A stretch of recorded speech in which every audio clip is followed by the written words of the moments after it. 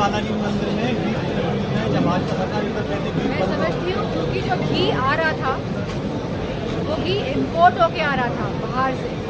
जब बाहर से इम्पोर्ट होके आ रहा था तो ये जो जांच बैठी है तो ये बहुत ही गलत बात है, फूड अडल्ट्रेशन की बात है। और कहीं ना कहीं ये फूड अडल्ट्रेशन की जो ये मुद्दा है, अभी हमने सुना है कि मथुरा में भी सुनने को मिला है कि वहाँ पे भी जो खोया दिया जा रहा है वो सही तरह का नहीं दिया जा रहा है। तो मैं समझती हूँ इसमें जांच बैठे और जल्द से जल्द ये कैसे सुधारा जाए इस पर काम किया जाए। गुजरातियों का आजकल मैनपुरी में बहुत ज़्यादा डेरा है, क्या कहेंगे? उनका स्वागत है तो हमारे देश के सब हम सब एक ही है, उनका मैनपुरी में स्वागत है।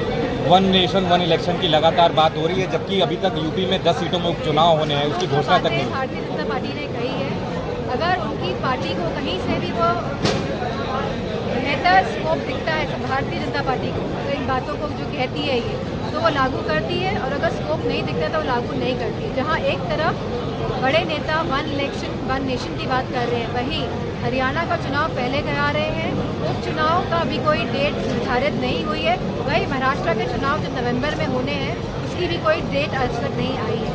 तो मैं समझती हूँ कथनी और करनी में भारतीय जनता पार्टी के बहुत फर्क है मैडम, और जो भारतीय जनता पार्टी को फायदा पहुँचाएगी खाली ये उस नियत और उस नीति से काम करेगी। सरकार की एक अधिकारियों की लिस्ट वायरल करने पर 2 पत्रकारों पर मुकदमे कायम हुए, क्या कहेंगे? मैं समझती हूँ सच बोलने पे जिस तरह